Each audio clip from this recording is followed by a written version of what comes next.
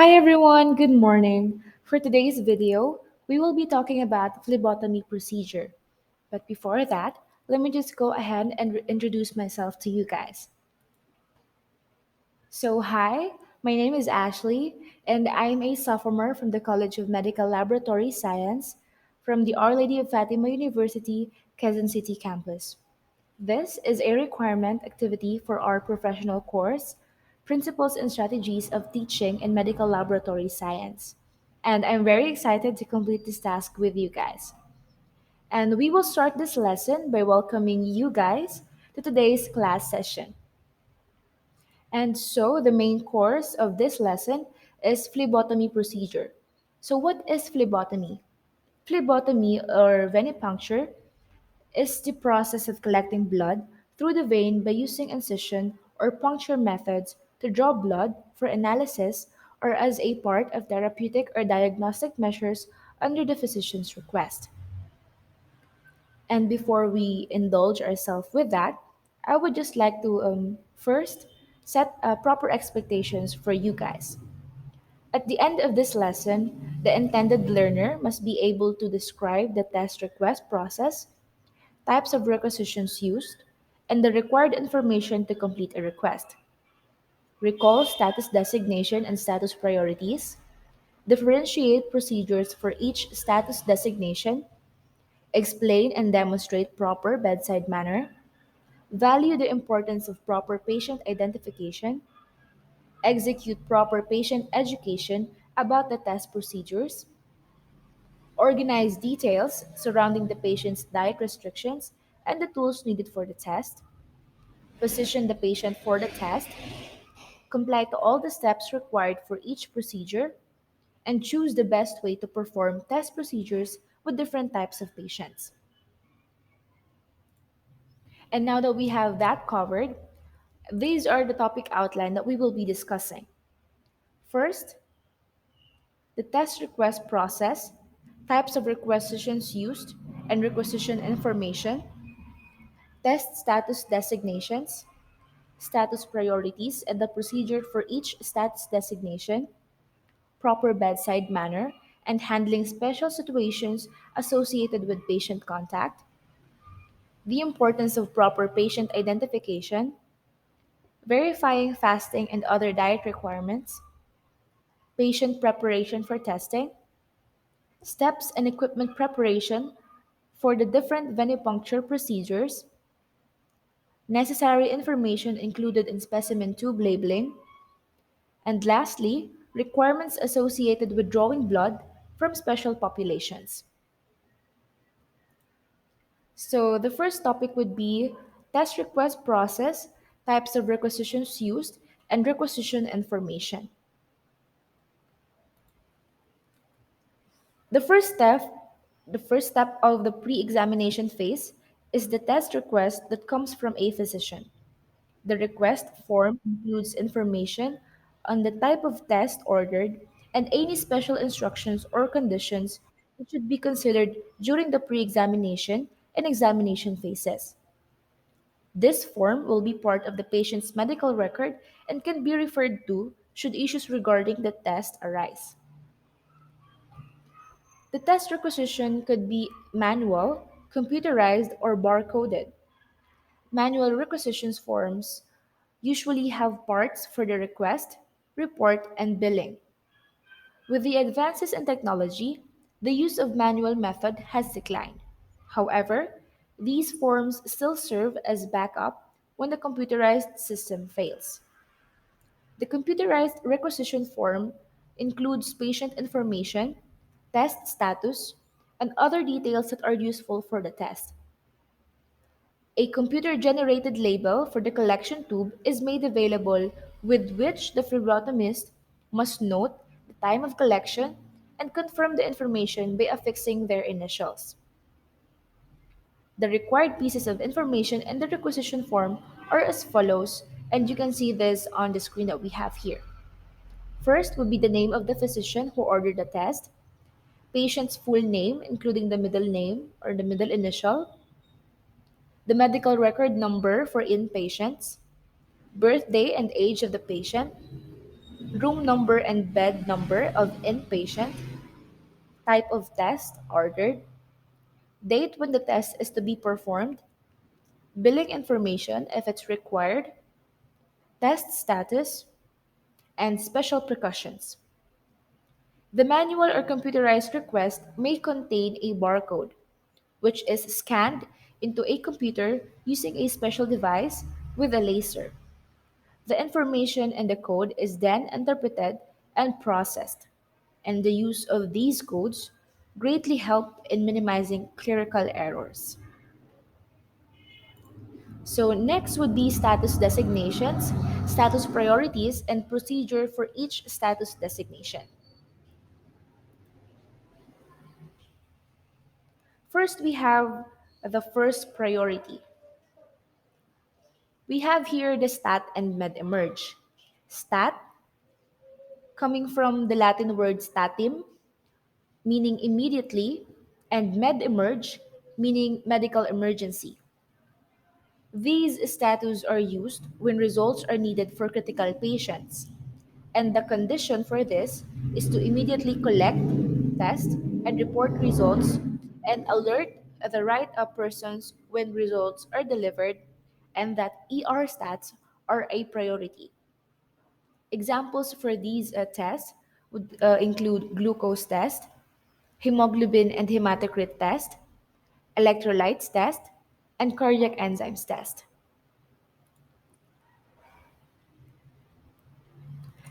Next would be the timed or the second priority. Timed. This kind of status is used when timing of collection is important. The condition for this specimen collection is to collect it close to required time and record the actual time.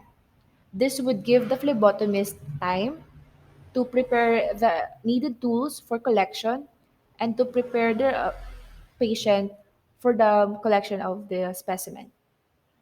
Examples of this is the 2-hour postprandial glucose test, glucose tolerance test, cortisol test, cardiac enzymes test, therapeutic drug monitoring test, and blood tests.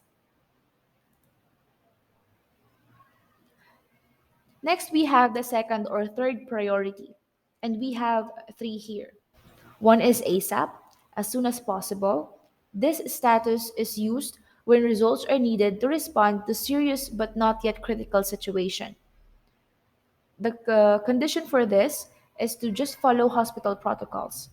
And examples of these tests is electrolytes test, glucose test, and hemoglobin and hematocrit test.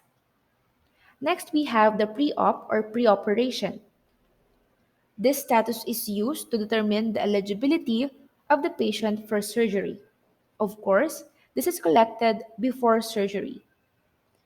And examples for this test is the complete blood count, partial thromboplastin time test, and platelet function studies.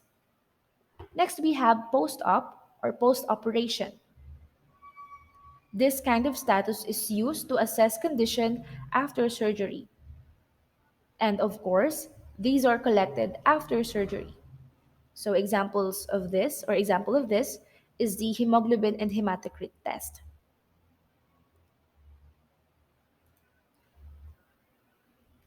On fourth priority, we have fasting. This status is used when there is a need to eliminate effects of the patient's diet.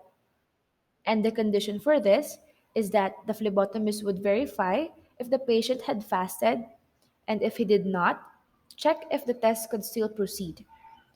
Examples for these tests would be glucose test, cholesterol test, and triglycerides test. Lastly, we have the not so priority kinds of test. We have NPO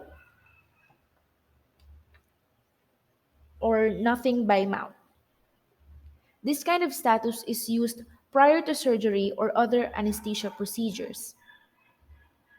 Because one of the potential complications in anesthesia or in surgery is anesthesia aspiration, and this occurs when a patient cannot swallow or vomits up food from their stomach to their lungs. So it's best to not give food or water to the patients before the surgery. And next, we have the routine. This kind of status is used to establish diagnosis or monitor progress. And the condition for this is just to collect on time but not urgent. Example for these kind of tests would be the complete blood count and the chem profiling. All right, next we have the proper bedside manner and handling special situations.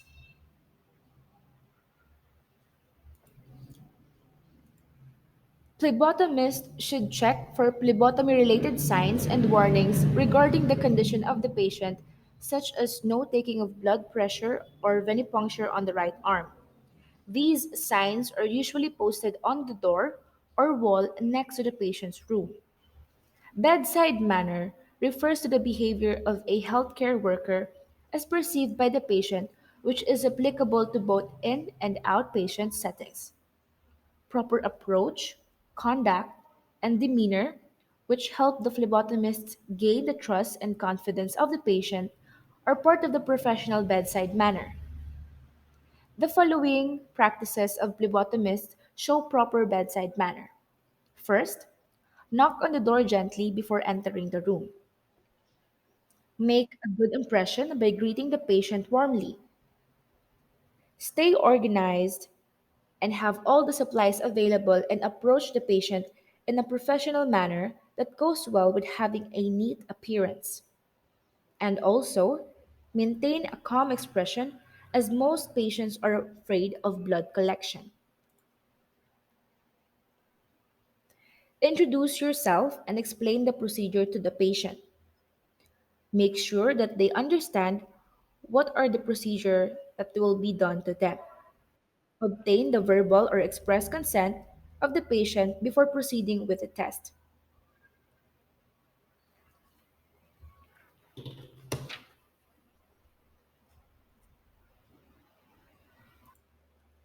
And also do not forget to remain compassionate and professional during the procedure and thank the patient for their cooperation before leaving. However, on special situations, such as if there is a physician or a clergy in the room, a phlebotomist can only interrupt if the ordered test is stat or timed. They have to excuse and ask permission to proceed with the test.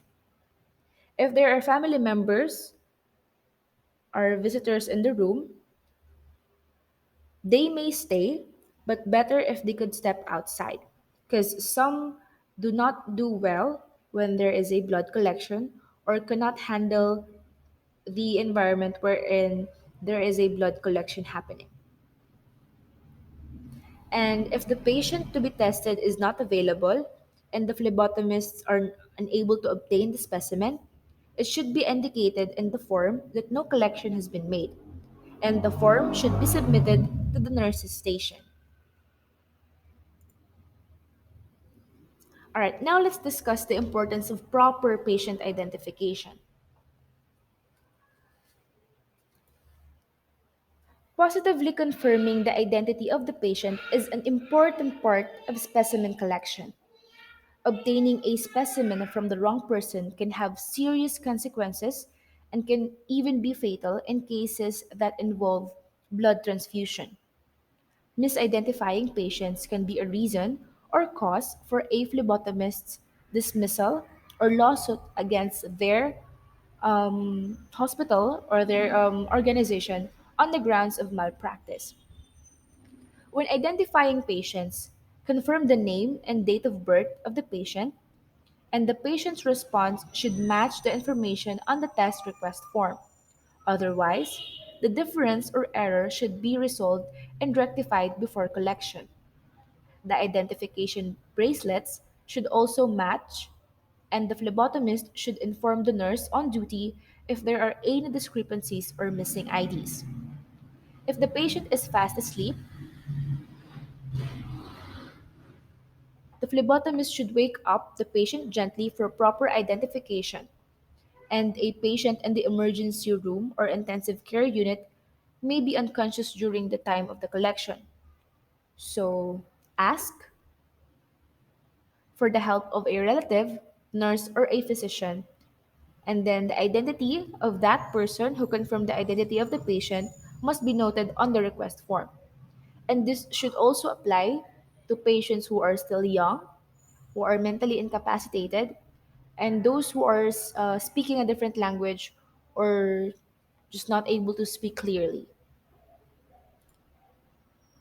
Next thing to do is to verify if the patient is fasting or is there any other diet requirements with the patient.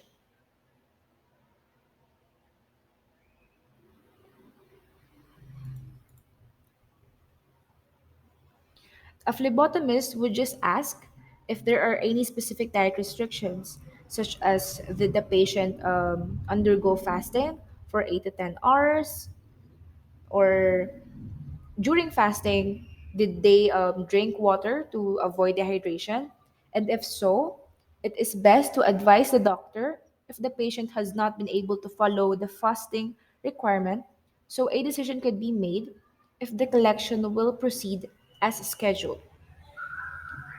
And sometimes a patient may be allergic or may have allergic reaction to latex, and that would be life threatening for them. So upon exposure, um, it would be best if you ask them if they have any other or if they have a latex allergy. And in addition to that, phlebotomists can also ask if the patient currently or have taken any blood thinner medication prior to the collection of the specimen. Because blood thinners, of course, thins the blood volume that we have and would cause the patient to be a bleeder. A bleeder meaning that with just a small cut, there would be a lot of blood flowing. And if that case or that situation is not addressed well, that would cause a panic to the patient. All right, next would be patient preparation for testing.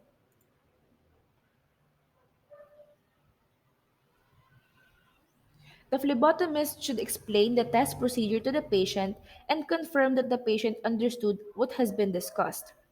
As part of the informed consent advocacy, a verbal or express consent should be obtained before proceeding with the collection. It is also best to direct a patient's inquiries on the purpose or result of the test to the patient's nurse or physician to avoid any miscommunication. And if the patient objects to the collection, respect the right of the patient to refuse testing. However, the refusal should be noted in the test request and the authorized personnel should be informed about the refusal. A patient must be treated with care under all circumstances, and the phlebotomist must remain calm and professional even if the patient is being difficult or is exhibiting needle phobia. Special attention should be given to minimize the trauma for them. All right, next would be the venipuncture procedure itself, or the phlebotomy procedure. First, proper hand hygiene should be observed to prevent the spread of infection. During the venipuncture procedure, an inpatient is usually lying down in bed, while an outpatient is seated on a blood drawing chair, except when the patient is prone to fainting, in which case they will be placed in a reclining chair, sofa, or bed. Just be sure that the hand or arm for venipuncture procedure is well supported. The phlebotomist can then proceed to the tourniquet application and fist clenching. The tourniquet should be placed 3 to 4 inches from the intended site. Apply over a gauze if the patient has sensitive skin, and never apply a tourniquet over an open sore. When the tourniquet is in place, ask the patient to clench their fist. The antecubital area of the arm is the preferred venipuncture site. When the phlebotomist has found a vein, they would roll their finger from one side to the other to gauge its size. Using the fingers, The phlebotomist should trace the path to determine a possible entry point. The depth and patency are checked by pressing on the site a couple of times. If the vein is not suitable, the phlebotomist should look for an alternative site or a capillary puncture could be an option. The venipuncture site should be cleaned using an antiseptic such as a 70% isopropyl alcohol to prevent infection or contamination. The area should cover about 2 to 3 inches diameter using a circular motion and moving outward in concentric circular motion. Allow the area to dry for about a minute, but do not use unsterilized gauze and never fan or blow the site. Avoid also to touch the site after cleaning. And then prepare the equipment and put on gloves or sterile gloves.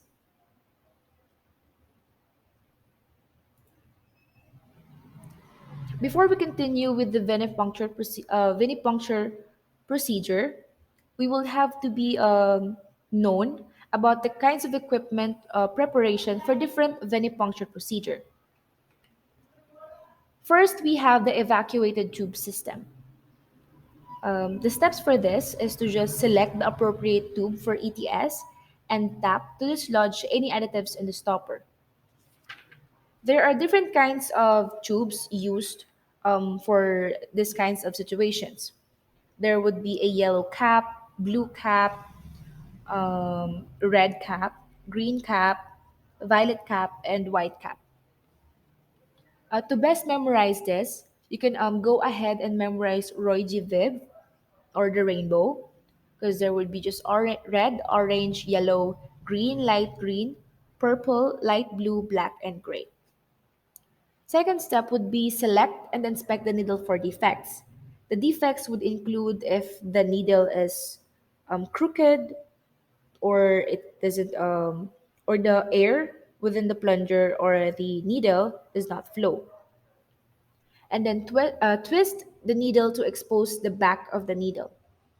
Next would be screw this end to the threaded hub of the tube holder and place the first tube in the holder and just position the tube in the holder.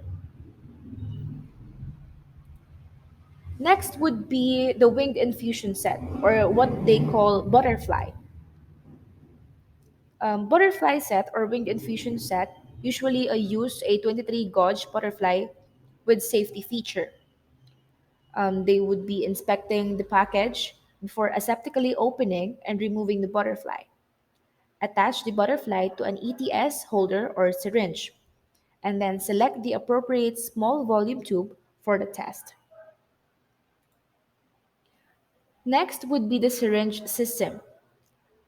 Steps for this is to just select the appropriate syringe and needle, test the plunger before opening the sterile package, open the package aseptically, and securely attach the needle to the syringe. Alright, moving on with the venipuncture procedure, you will be needing to reapply the tourniquet, uncap and inspect the needle, ask the patient to remake a fist again, and anchor to vein and insert the needle. Establish the blood flow and release the tourniquet and ask the patient to open their fist again. Fill, remove, and mix the tubes in order of draw or fill the syringe. The order of draw for the tubes is from yellow, blue, red, green, purple, and gray or white.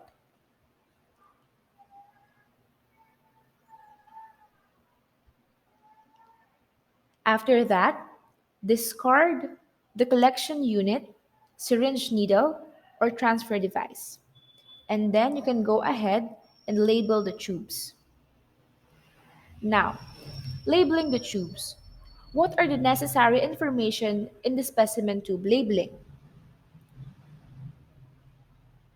A label should contain the patient's complete name, first and last names, date of birth, ID number if applicable, date and time of collection, initials of the phlebotomist, and any additional information such as fasting.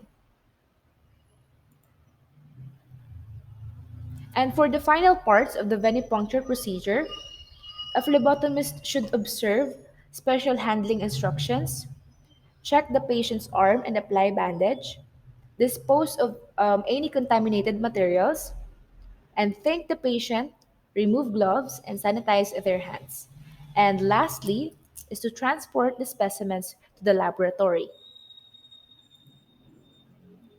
All right, next would be the last part of this lesson, which is the requirements for drawing blood from special population. And first, we would start with pediatric patients.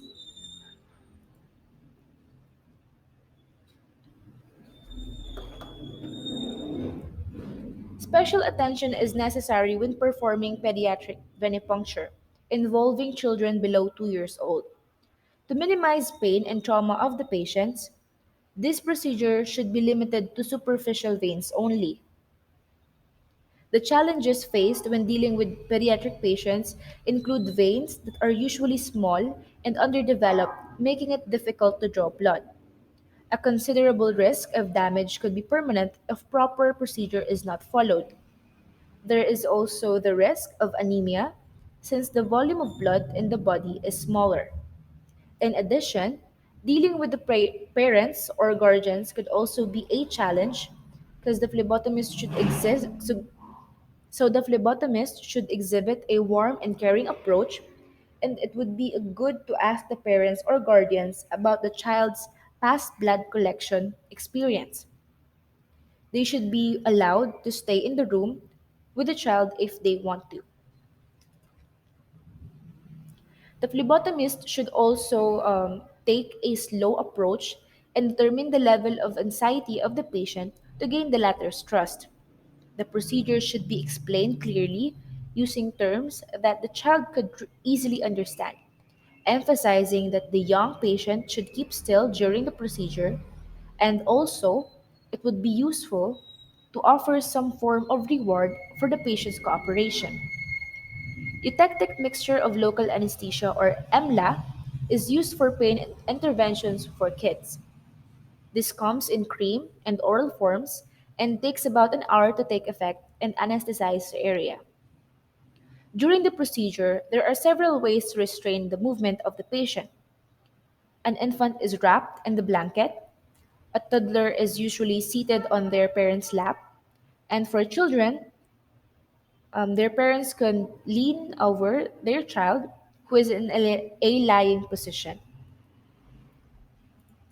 Next would be requirements for drawing blood from geriatric patients. Geriatric or elderly patients need special attention because they may have special conditions such as arthritis, diabetes, Parkinson's disease, stroke, atherosclerosis, and dementia, which make blood drawing a challenge.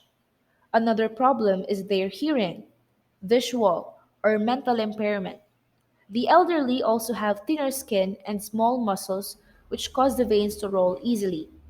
Note that as a person ages, their veins lose their elasticity, so making them prone to collapse during this kind of procedure. The healthcare institution also has to consider safety issues like the space requirement for walkers and wheelchairs, and maintenance of non slip clutter free floors for the elderly. The wheels of a patient's wheelchair must be locked during the procedure. And these are the following processes to complete a blood draw from a geriatric patient.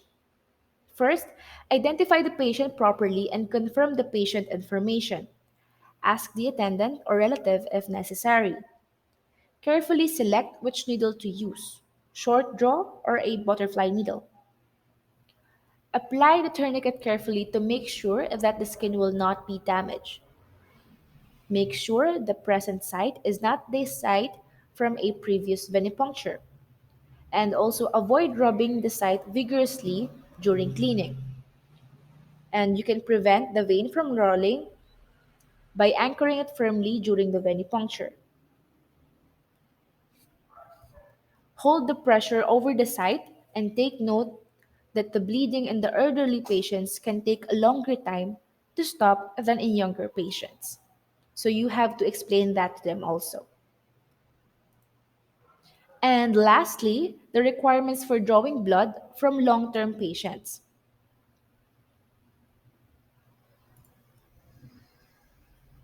There are four kinds of long term patients. One would be the dialysis patients.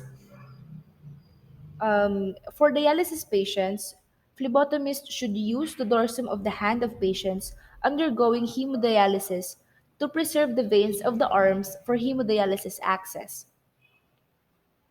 The phlebotomist should comply and select another site other than the arm used with an AV fistula or arteriovenous fistula. Next would be the long term care patients. Long term care services are provided to patients who cannot perform regular daily activities due to their health condition. These can be assisted living with the help of relatives or friends, which could be in their private homes or in a community based rehabilitation facility, such as an adult daycare center or home for the aged. All right, next would be home care patients. Home health services are for patients who need medical attention and assistance from health professionals from time to time. Home care phlebotomists are independent, flexible, with exceptional interpersonal and organizational skills, and can carry all the necessary equipment with them during house calls. And lastly, would be the hospice patients. Hospice care is for patients who need end of life care and mostly have a prognosis of 6 months or less. The phlebotomist should work with extra care with these kind of patients and treating them kindly and with respect, giving these dying patients comfort and dignity before they pass on.